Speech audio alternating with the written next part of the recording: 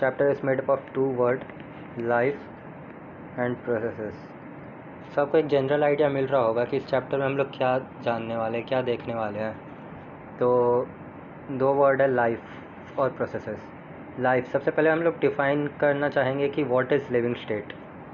काफ़ी बच्चे सोचेंगे कि ये तो बहुत इजी चीज़ है, इसमें क्या है, हमें पता ही चल रहा है कि कौन सा ऑर्गेनिज्म लिविंग स्टेट में है, कौन सा नॉन लिविंग थिंग है. बट आपको कुछ की टर्म्स चाहिए होंगे लिविंग स्टेट को डिफ़ाइन करने के लिए. जैसे कि अगर मैंने लिखा लिविंग स्टेट, तो उसको डिफ़ाइन करने के लिए कुछ की टर्म्स चाहिए होंगे और वो जानना आपके लिए ज़रूरी होगा. जैसे कि मेटाबॉलिज्म, कॉन्शियसनेस, इंट्रिंसिक ग्रोथ.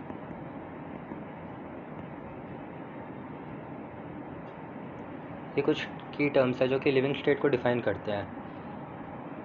तो सबसे पहले हम लोग देखते हैं मेटाबॉलिज्म. मेटाबॉलिज्म एक्चुअली दो प्रोसेसेस से जुड़ के बना है, जो कि है एनाबॉलिज्म और catabolism. So what is anabolism? Anabolism is the process that involves making up of new substrate from smaller molecules. Like for example, we can see that in gluconeogenesis, amino acid converts into glucose. तो anabolism एक ऐसा process है जहाँ पे new product बन रहा होता है, making up process, build up process. तो अमीनो एसिड्स जो होते हैं उनसे ग्लूकोज में उनको कन्वर्ट किया जा सकता है through a process called gluconeogenesis. तो यहाँ पे एक नया प्रोडक्ट बन रहा है ग्लूकोज. तो एक एनाबॉलिक प्रोसेस है. और कैटाबॉलिज्म क्या है? फॉर एग्जांपल हम इसी ग्लूकोज को उठा के ब्रेक डाउन कर दे पायरूवेट में ग्लाइकोलिसिस के थ्रू और एनर्जी निकाल दे ATP.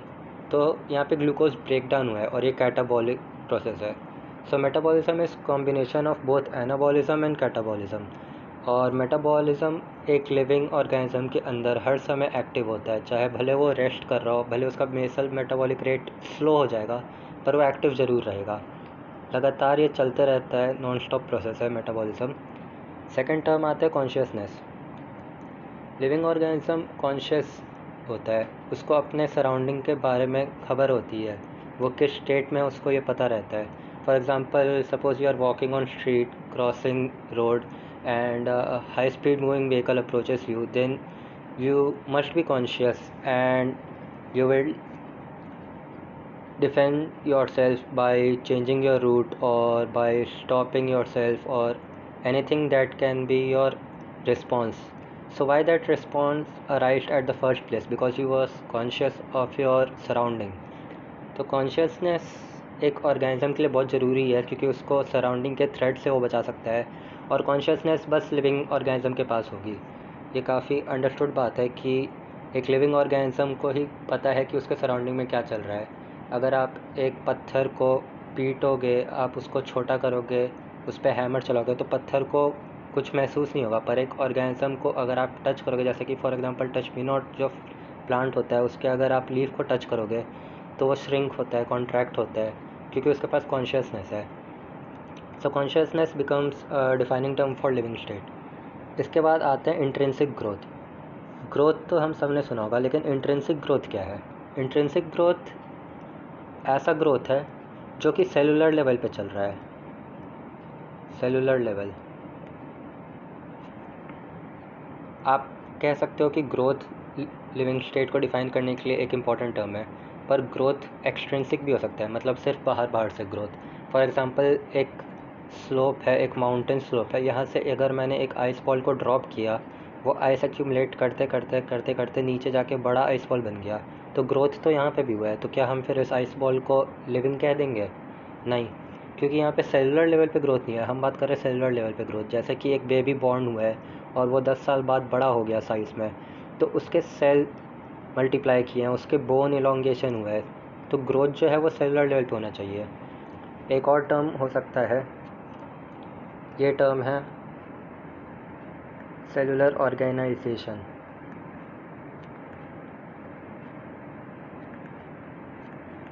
यहाँ पे हम बात करेंगे कि कैसे लेबर डिवाइड किया जाता है एक लिविंग ऑर्गेनिज्म में. सबसे पहले सेलुलर लेवल होता है, फिर आता है टिश्यू लेवल. ये आप सबने पढ़ा होगा.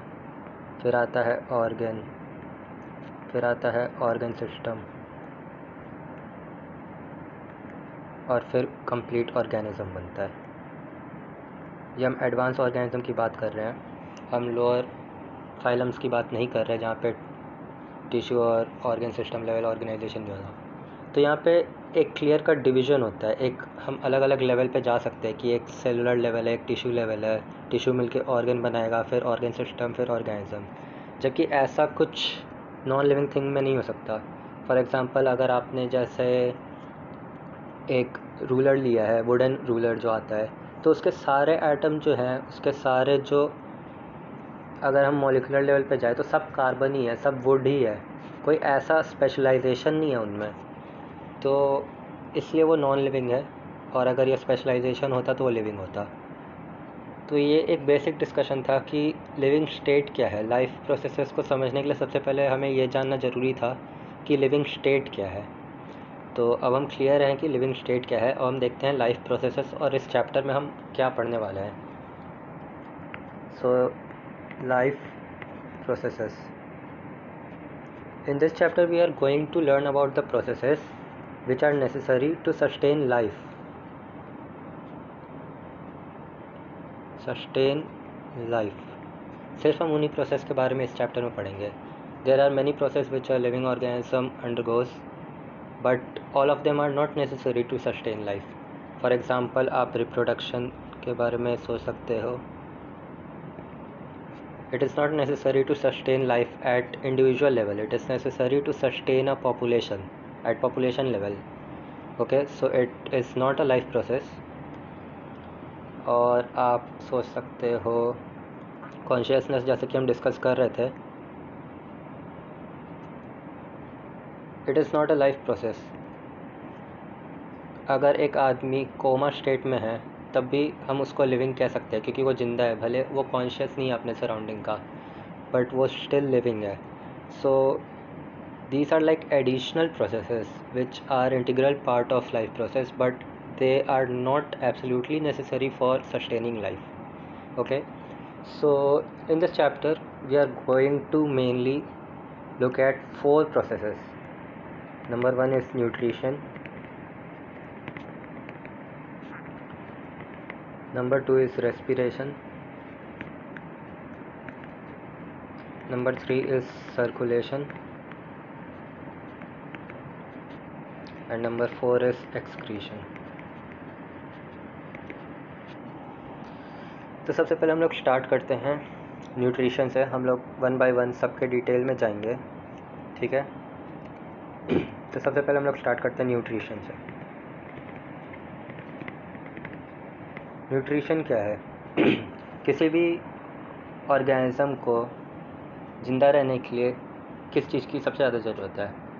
Energy, right. तो एनर्जी आएगी कहाँ से? एनर्जी आती है न्यूट्रिशन से. सबने सुना होगा कि आपको ये विटामिन चाहिए, आपको वो प्रोटीन चाहिए, आपका डाइट बैलेंस्ड होना चाहिए, आपको न्यूट्रिशियस डाइट लेना चाहिए. क्यों ज़रूरी है ये? क्योंकि आप डे टू डे एक्टिविटी में काफ़ी कैलोरीज बर्न करते हो, और उन कैलोरी को आपको रीगेन करने के लिए न्यूट्रिशन की ज़रूरत है. सो न्यूट्रिशन जो है वो 2 टाइप का होता है मेनली, ऑटोट्रोपिक एंड हेटरोट्रोपिक.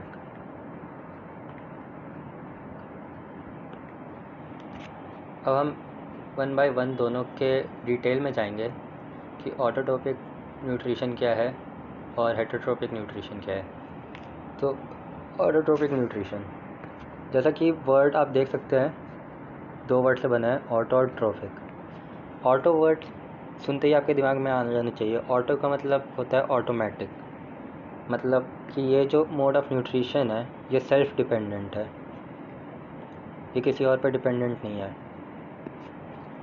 ये हम कहाँ पे देख सकते हैं? ये हम देख सकते हैं प्लांट्स में. और कहाँ पे देख सकते हैं? ग्रीन एल्गी में. ये हम और कहाँ पे देख सकते हैं? और हम कुछ साइनोबैक्टीरियाज में देख सकते हैं.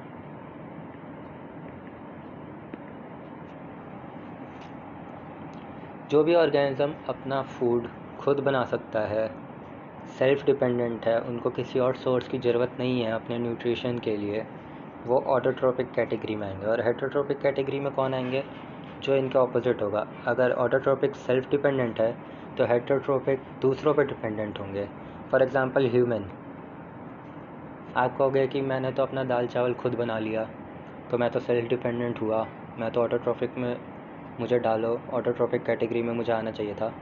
बट नहीं, आप स्टिल हेटरोट्रोपिक कैटेगरी में ही आओगे, क्योंकि आपने चावल को बनाने के लिए जो आपने राइस ग्रेन्स लिए वो आपने प्लांट से लिए, जो आपने पानी लिया वो आपने एक्सटर्नल सोर्स से लिया, जो आपने दाल लिया वो भी आपने प्लांट सोर्स से लिया।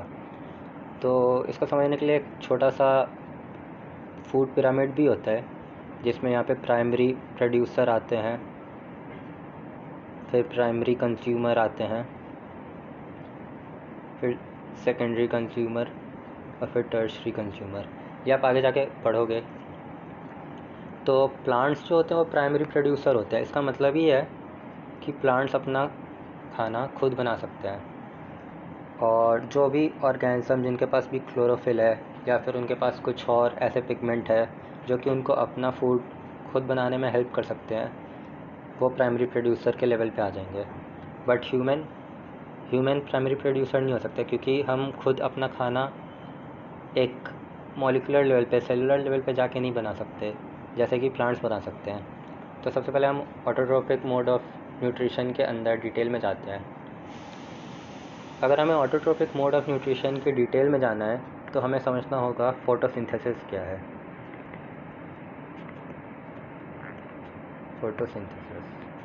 फोटोसिंथेसिस हमेशा सबसे इम्पॉर्टेंट टॉपिक ही रहेगा, चाहे आप किसी भी लेवल पे चले जाओ। चाहे आप 11th में जाके पढ़ोगे फोटोसिंथेसिस डिटेल में, आपको दोबारा पढ़ना होगा 11th में, काफ़ी डिटेल में है। चाहे आप 10th लेवल पे पढ़ो, चाहे आप कब से पढ़ते आ रहोगे और हमेशा बार बार सुनते होगे फोटोसिंथेसिस, लेकिन ये एक बहुत इंपॉर्टेंट टॉपिक है, तो इसको अच्छे से समझने की कोशिश करेंगे। फोटोसिंथेसिस, तो ये वर्ड भी दो वर्ड को जोड़ के बना है, फोटो और सिंथेसिस। फोटो मीन्स लाइट, ठीक है, और सिंथेसिस मीन्स प्रोड्यूस। तो लाइट के हेल्प से अपना फूड प्रोड्यूस कर रहे हैं प्लांट। तो किस तरीके से करेंगे फूड अपना प्रोड्यूस प्लांट, देखते हैं हम। सपोज एक ग्रीन प्लांट है, मेरी ड्राइंग बहुत अच्छी नहीं है बट होप आपको समझ में आ रहा हो। तो अगर हम इनके लीफ को देखें, एक बड़ा लीफ देखते हैं,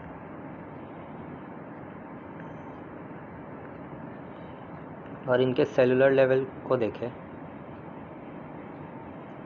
सपोज एक प्लांट सेल है, तो इसमें एक बहुत ही इम्पोर्टेंट सेल ऑर्गेनल होता है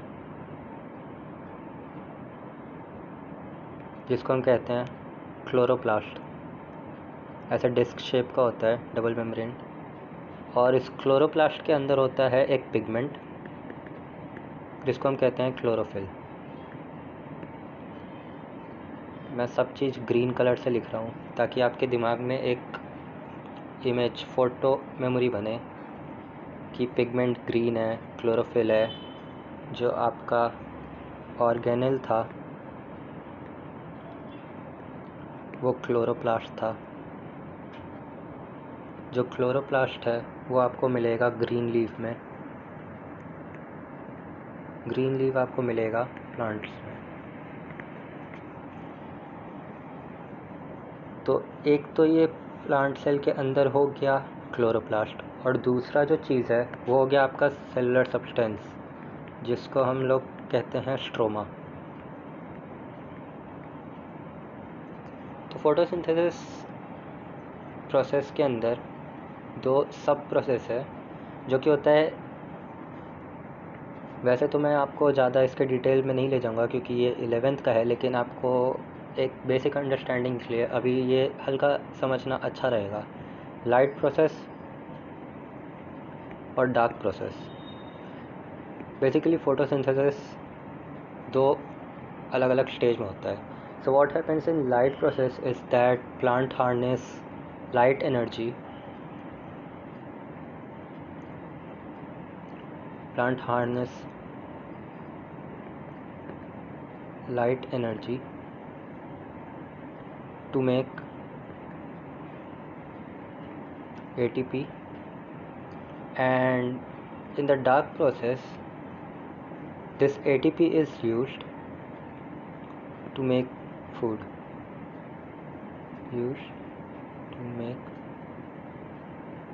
or we should now say glucose. तो एक लाइट प्रोसेस होता है, एक डार्क प्रोसेस होता है। डार्क प्रोसेस का मतलब ये नहीं है कि वो अंधेरे में हो रहा होता है। डार्क प्रोसेस का मतलब ये है कि पहले जब लाइट प्रोसेस हो जाएगा, जब लाइट के हेल्प से प्लांट एनर्जी हार्नेस कर लेगा, उसके बाद ये प्रोसेस होगा जो प्लांट ने लाइट एनर्जी को यूज़ करके अपने ATP बनाए हैं, जो कि आपको शायद पता होगा कि एनर्जी करेंसी होता है, उसको यूज़ करेगा ग्लूकोज बनाने के लिए। तो कैसे ये प्रोसेस होता है?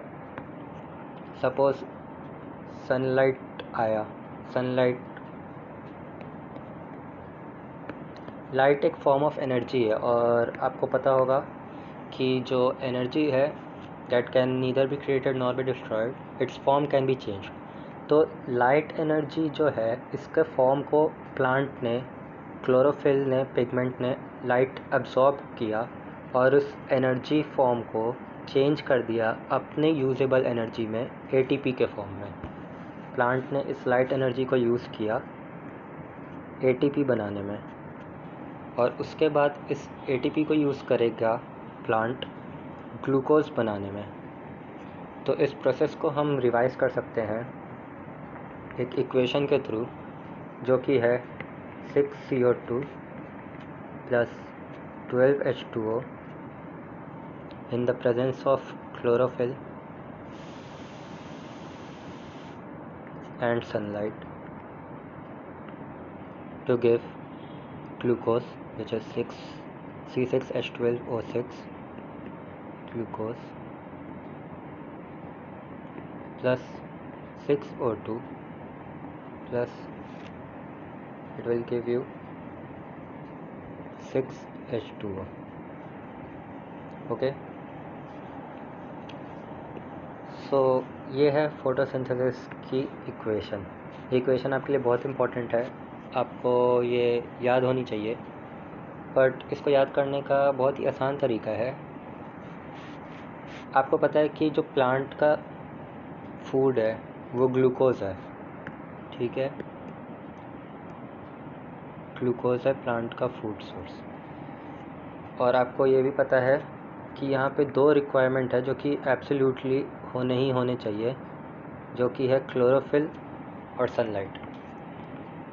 तो ग्लूकोज कहाँ से बनेगा? ग्लूकोज को बनाने के लिए चाहिए कार्बन डाइऑक्साइड CO2, और ग्लूकोज को बनाने के लिए चाहिए वाटर H2O। तो हमें चाहिए रिएक्टेंट साइड पे कार्बन डाइऑक्साइड और वाटर, जो कि प्लांट की नीड है, अलॉन्ग विथ क्लोरोफिल और सनलाइट। और ग्लूकोज बन जाएगा फिर उसके बाद फोटोसिंथेसिस की मदद से।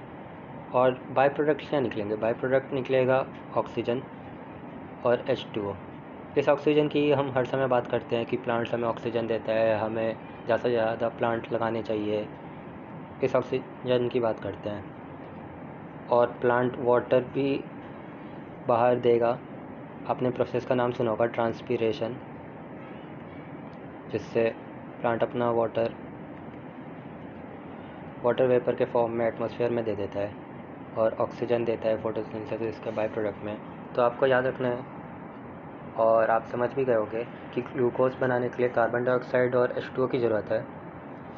और ग्लूकोज जब बन जाएगा तो बाय प्रोडक्ट में आपके पास आएगा ऑक्सीजन, और आपके पास बाय प्रोडक्ट में फिर से आएगा H2O। और इसको बस आपको बैलेंस करना है स्टोइशियोमेट्री के मदद से। बैलेंस करने के लिए आप बहुत सिंपल तरीके से आप याद भी रख सकते हो, अगर आप इतना ईज़िली बैलेंस नहीं कर पा रहे हो। ग्लूकोज का फॉर्मूला C6H12O6, C6 मतलब 6 कार्बन है यहाँ पे, तो आपको यहाँ पे 6 CO2 भी चाहिए होगा, क्योंकि यही 6 CO2 के 6 कार्बन ग्लूकोज बनाने में हेल्प करेंगे। उसके बाद आपके पास यहाँ पे H12 है, तो यहाँ पे भी आपको 12 H2O चाहिए होगा। ये मैं बस आपको एक ट्रिक बता रहा हूँ, इस तरीके से बैलेंस नहीं करते हैं। बैलेंस करने के लिए आपको अच्छे से एक एक एटम को देखना होगा, जो कि हम रिडॉक्स चैप्टर में पढ़ेंगे कैसे बैलेंस किया जाता है, और 11th के स्टोशियोमेट्री में भी पढ़ेंगे। बस मैंने आपको एक ट्रिक बता दी कि C6H12O6 से आप याद रख सकते हो कि रिएक्टेंट क्या था और प्रोडक्ट क्या था, क्योंकि ये आपको रिएक्शन है जो हमेशा आपको एक बैलेंस स्टेट में ही लिखना होगा, तभी आपको फुल मार्क्स मिल पाएंगे। और ये आपके रिएक्शन बहुत इम्पोर्टेंट है, वेरी इम्पोर्टेंट। तो ये थी कहानी फोटोसिंथेसिस की ब्रीफ में। ज़्यादा डिटेल में मॉलिक्यूलर लेवल पे क्या चल रहा है, प्लांट ने ATP लाइट की मदद से कैसे बनाया, फिर प्लांट ने ग्लूकोज कैसे बनाया, ये हम 11th में पढ़ेंगे। फोटोसिंथेसिस वहाँ पे फिर से एक चैप्टर आएगा जिसमें हम बहुत डिटेल में पढ़ेंगे, बट अभी आपके लेवल के लिए ये इतना काफ़ी था। तो प्लांट ने लाइट एब्जॉर्ब किया, उसको केमिकल एनर्जी में कन्वर्ट किया, और फिर उसके बाद उसने कार्बन से कार्बोहाइड्रेट बनाया और अपना खाना उसने खुद बना लिया और वो इंडिपेंडेंट हो गया। तो ये थी कहानी प्लांट की, या फिर आप कह सकते हैं ऑटोट्रोपिक मोड ऑफ न्यूट्रिशन की। अब आते हैं सेकंड पार्ट पे, जो कि है आपका heterotrophic mode of nutrition. Heterotrophic, तो हेटरोट्रोपिक मोड ऑफ न्यूट्रिशन बहुत एक ब्रॉड टर्म है, मतलब कि ऑटोट्रोपिक जैसा नैरो टर्म नहीं है। हेटरोट्रोपिक मोड ऑफ न्यूट्रिशन के अंदर आपके बहुत सारे मोड आ सकते हैं, जैसे कि पैरासिटिक, आपका आ सकता है होलोजोइक,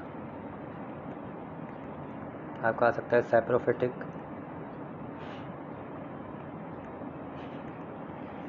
तो देखते हैं। जैसे कि हेटरोट्रोपिक मोड ऑफ न्यूट्रिशन ऐसा न्यूट्रिशन है जिसमें हमें किसी और सोर्स की हेल्प लेनी पड़ेगी अपना न्यूट्रिशन ऑब्टेन करने के लिए। We have to take help from another source, we can not produce the food ourselves.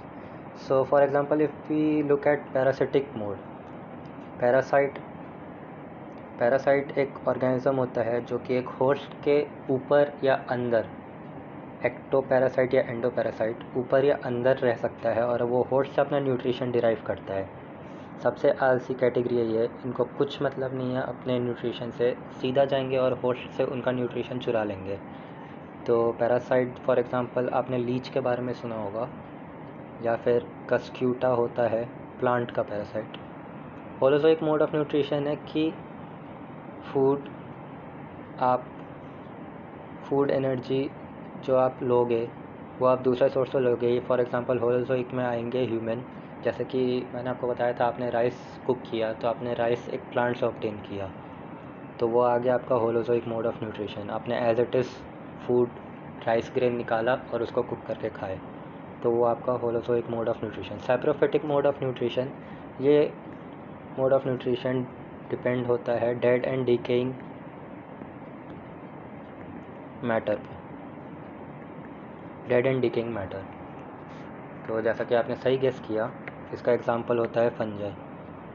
आप देख सकते हो कि डेड एंड डिकेइंग मैटर पे फंगस उग जाते हैं। अगर बारिश में कोई लकड़ी सड़ रही है वहाँ पे फंगस उग सकते हैं, या फिर मिट्टी में। तो ये थे 3 basic heterotrophic mode of nutrition.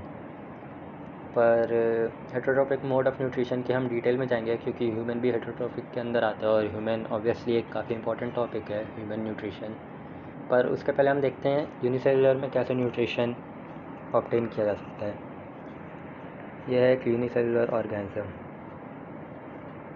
आप सबका फेवरेट वही है जो आप समझ रहे हो, बिल्कुल वही है, हाँ, अमीबा। तो अमीबा एक यूनिसेलुलर ऑर्गेनिज्म है। इसके पास ऑब्वियसली एक माउथ और एक फूड पाइप और एक स्टमक और इंटेस्टाइन और कोलन, ये सब ऑब्वियसली नहीं है। तो इसका मोड ऑफ न्यूट्रिशन अलग होगा, इसके लिए अलग चैलेंजेस होंगे। मोड ऑफ न्यूट्रिशन काफ़ी डायनेमिक चीज़ है, काफ़ी वो वेरी कर सकता है ऑर्गेनिज्म पे, उसकी कैसी बॉडी ऑर्गेनाइजेशन है उस पर डिपेंड कर सकता है। तो फॉर एग्जांपल अमीबा का कोई फिक्स्ड शेप नहीं हो सकता। ये इसका सेलुलर मेम्ब्रेन इस तरीके से, सेल मेम्ब्रेन ऐसा होता है, फ्लेक्सिबल होता है।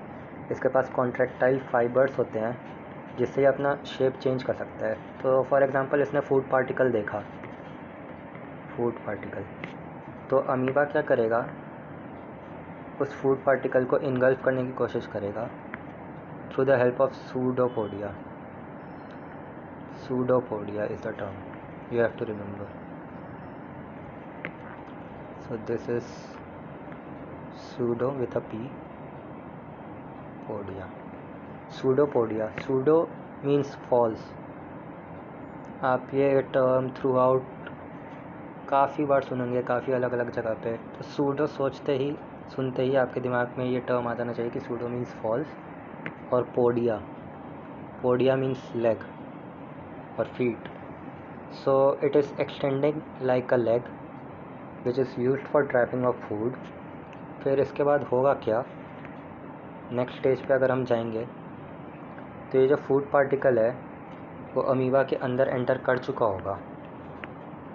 तो अमीबा के अंदर अगर हम देखेंगे, ये फूड पार्टिकल कहीं यहाँ पे बैठा होगा और इसके सराउंडिंग में एक मेम्ब्रेन आ गई होगी, और इस मेम्ब्रेन को हम कहेंगे वैक्यूल, और मोर प्रिसाइसली फूड वैक्यूल।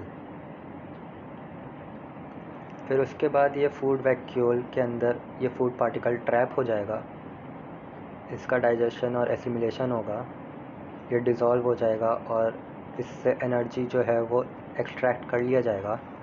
और उसके बाद ये अमीबा क्या करेगा कि एक्सोसाइटोसिस की मदद से ये एक्सक्रीशन कर देगा, और जो इसका फूड पार्टिकल की एनर्जी थी इसने डिराइव कर ही लिया था, और इसका जो वेस्ट प्रोडक्ट था इसने फिर से फ्लेक्सिबल मेम्ब्रेन का यूज़ किया और एक्सक्रीशन से उसको बाहर निकाल दिया। तो ऐसे बहुत सारे यूनिसेलुलर ऑर्गेनिज्म हैं जो कि अलग अलग न्यूट्रिशन के तरीके यूज़ करते हैं। उसके बाद अब हम आते हैं ह्यूमन न्यूट्रिशन में। ह्यूमन न्यूट्रिशन काफ़ी एक इलैबोरेट टॉपिक है, हमें काफ़ी अच्छे से इसको समझना पड़ेगा डिटेल में जाके। तो ह्यूमन न्यूट्रिशन के पहले हमें एक बेसिक अंडरस्टैंडिंग होनी चाहिए कि ह्यूमन डाइजेस्टिव ट्रैक्ट में क्या क्या कंपोनेंट्स हैं। तो फॉर एग्ज़ाम्पल हम माउथ से शुरू करेंगे, फिर हम आते हैं ईसोफेगस में, फिर हम आते हैं स्टमक में, फिर स्टमक से हम जाएंगे स्मॉल इंटेस्टाइन जो कि बहुत ही इरेगुलर शेप का होता है,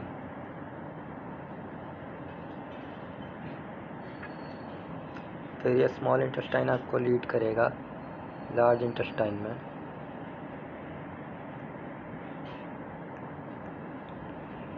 और लार्ज इंटेस्टाइन से आपका एक्सटीरियर की ओर एनस के थ्रू लीड करेगा। तो ये एक बेसिक ह्यूमन डाइजेस्टिव ट्रैक्ट है। इसके अंदर काफ़ी और चीज़ें रहेंगी। फॉर एग्ज़ाम्पल आपका ये डायफ्राम है और आपका यहाँ पे होगा लिवर, कुछ इस तरीके से। आपके यहाँ पे होगा गॉल ब्लैडर। मैं एक रफ़ डायग्राम बना रहा हूँ, आप लोग ऐसा डायग्राम प्लीज़ मत बनाइएगा अपने एग्ज़ाम में, आपको 0 नंबर भी शायद ना मिले। तो मैं बस आपको समझाने के लिए ये डायग्राम बना रहा हूँ कि कौन से कंपोनेंट क्या क्या रोल है। तो जैसा मैंने आपको बताया, फॉर एग्ज़ाम्पल ये लिवर है, ये गॉल ब्लैडर है, आई होप समझ में आ रहा हो, ये पैंक्रियास है, ये आपका लार्ज इंटेस्टाइन है,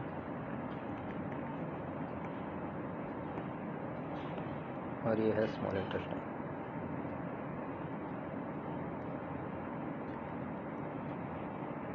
ये है ईसोफेगस,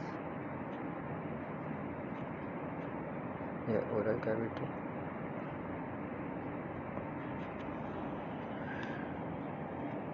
ठीक है। तो हम देखते हैं, आपको समझने के लिए सबसे अच्छा ये रहेगा कि आप एक फूड को जब आप इंजेस्ट करते हो, आप सोचो कि आप उसके ऊपर सवारी कर रहे हो और आप through out the digestive track आप उसके साथ साथ ट्रैवल करो। जैसे जैसे वो अलग अलग स्टेज में जाएगा through out the digestive track आप उसके साथ ट्रैवल करो, और फिर उसके बाद आप देखते जाओ कि हर स्टेज पे क्या हो रहा है। तो सबसे पहले हम देखते हैं ओरल कैविटी। ओरल कैविटी में आपके पास टीथ है, अडल्ट्स में 32, प्री अडल्ट्स में 20। टीथ का फंक्शन होता है ग्राइंडिंग के लिए, क्योंकि आप फूड पार्टिकल को एज इट इज़ आप स्वेलो नहीं कर सकते, आपको एक ग्राइंडिंग मैकेनिज़्म चाहिए ताकि आप इजीली स्वेलो कर सकें। और आपके ओरल कैविटी में एक बहुत ही इम्पॉर्टेंट एस्पेक्ट है जो कि है सलाइवा का। सलाइवा के अंदर एंजाइम्स होते हैं salivary amylase.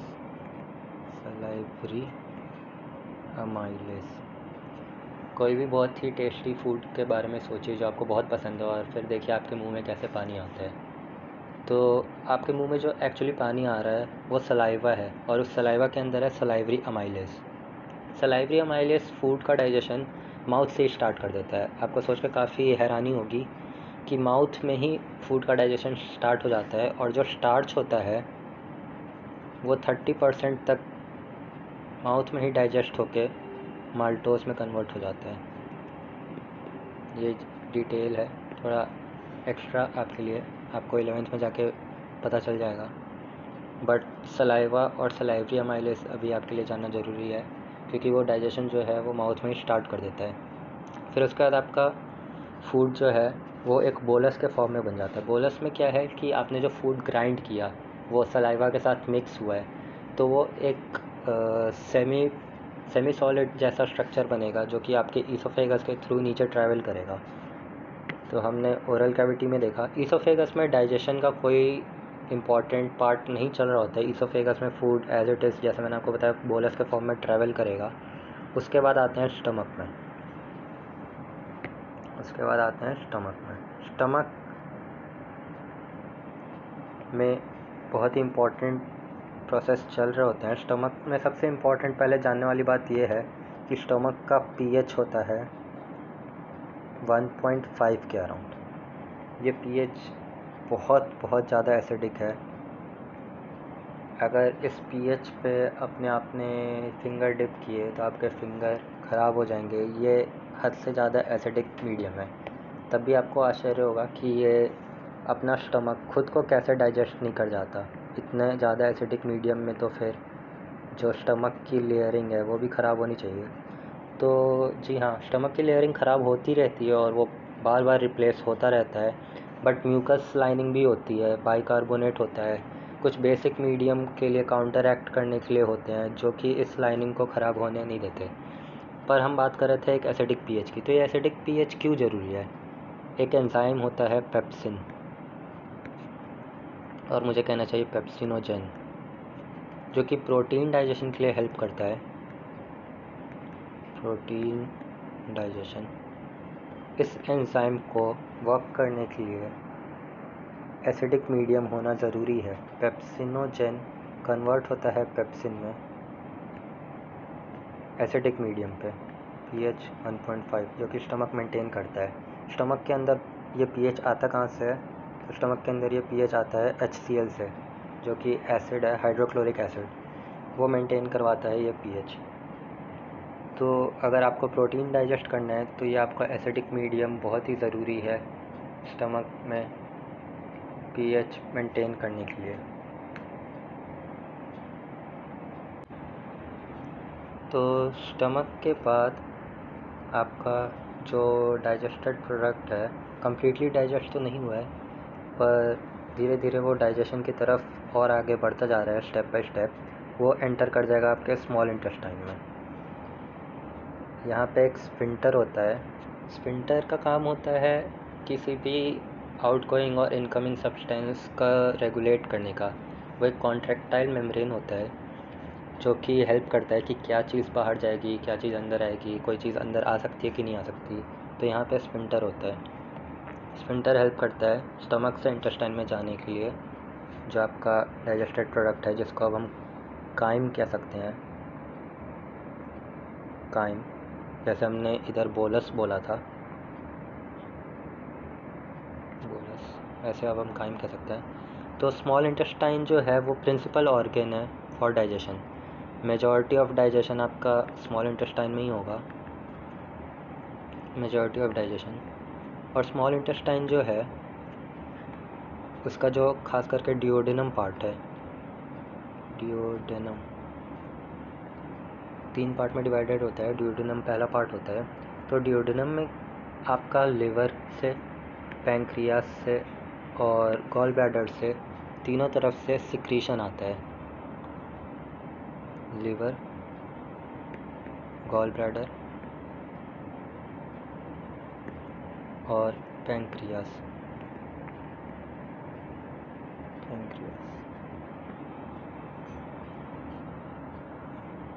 Gall bladder bile secrete करता है, स्टोर करता है। लिवर सिक्रीट करता है, गॉल ब्लैडर स्टोर करता है बाइल। ये काफ़ी इंपॉर्टेंट है, लोग इसमें कंफ्यूज हो जाते हैं कई बार।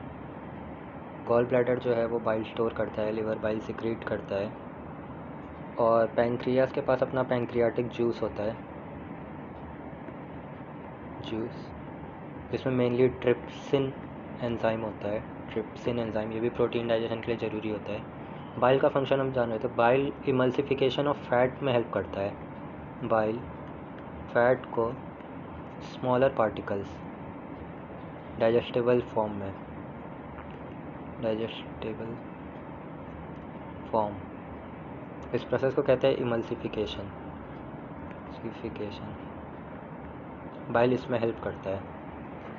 और पैंक्रियाटिक जूस का ट्रिप्सिन प्रोटीन डाइजेशन में, और लिवर भी एंजाइम देता है जैसे कि अमाइलेस और लाइपेस, फैट डाइजेशन में मदद कर सकते हैं, स्टार्च में। तो ये सारा एक्यूमुलेट होता है और इंटेस्टाइन अपना खुद भी सिक्रीशन डालता है। तो यहाँ पे इंटेस्टाइन भी आना चाहिए, इंटेस्टाइनल जूस। इसके अंदर भी एंजाइम्स होते हैं, जिसकी डिटेल आपको सबके एंजाइम्स के डिटेल 11th में आप पढ़ोगे, चैप्टर 16 में। तो यहाँ पे काफ़ी जगह से सिक्रीशन आते हैं और ये जो एक मिक्सचर बनता है, इसकी डाइजेस्टिव कैपेसिटी काफ़ी अच्छी होती है, क्योंकि आपको ऑलमोस्ट हर तरीके के एंजाइम्स मिल चुके होते हैं अलग अलग चीज़ को डाइजेस्ट करने के लिए। तो आपका ऑलमोस्ट कम्प्लीटली प्रोटीन, स्टार्च और फैट यहाँ पे डाइजेस्ट हो जाता है। और स्मॉल इंटेस्टाइन से अब्जॉर्प्शन भी सबसे ज़्यादा होती है। ये आपके लिए जानना बहुत ज़रूरी है कि अब्जॉर्प्शन और मेजॉरिटी ऑफ डाइजेशन दोनों स्मॉल इंटेस्टाइन से होता है। एब्जॉर्प्शन के लिए स्मॉल इंटेस्टाइन में, सपोज ये स्मॉल इंटेस्टाइन की लेयर है, तो स्मॉल इंटेस्टाइन में फिंगर लाइक प्रोजेक्शंस होते हैं, जिसको हम कहते हैं विलाई। और विलाई के भी सेलुलर लेवल पे जाए तो विलाई के अंदर भी with in villi small finger like projection होता है, जिसको हम कहते हैं माइक्रोविलाई। तो विलाई और माइक्रोविलाई बहुत ही इम्पॉर्टेंट हैं अब्जॉर्प्शन के लिए। They both are richly supplied by blood vessels. इनके आसपास बहुत ही अच्छा नेटवर्क होता है ब्लड वेसल्स का, बहुत ही क्लोज कांटेक्ट में होते हैं ब्लड स्ट्रीम के। तो जो डिफ्यूज़न होता है, जो आपने सब्सटेंस को एब्जॉर्ब कराना है ब्लड स्ट्रीम में, वो काफ़ी इजी हो जाता है, काफ़ी अच्छा फैसिलिटेशन हो जाता है, क्योंकि ब्लड सप्लाई और कैपिलरीज का रिच नेटवर्क होता है विलाई और माइक्रोविलाई के पास। तो आपने सारा न्यूट्रिशन जो है फूड से निकाला, आपने ब्लड स्ट्रीम में डाल दिया, ब्लड स्ट्रीम से वो न्यूट्रिशन आपके पूरे बॉडी में जाएगा और आपका जो बच जाएगा यहाँ पे अनडाइजेस्टेड फूड वेस्ट, वो आपका आ जाएगा लार्ज इंटेस्टाइन में। और लार्ज इंटेस्टाइन में ज़्यादा कुछ खास प्रोसेस होता नहीं है। वाटर एब्जॉर्प्शन एक रिमार्केबल प्रोसेस है जो कि आपके लिए जानना ज़रूरी है। वाटर एब्जॉर्प्शन, लार्ज इंटेस्टाइन इसमें से जो अनडाइजेस्टेड वेस्ट है उसमें से भी बचा खुचा वाटर निकाल लेगा, और उसके बाद जो अनडाइजेस्टेड पार्ट है वो आपका एनस के थ्रू बाहर आ जाएगा।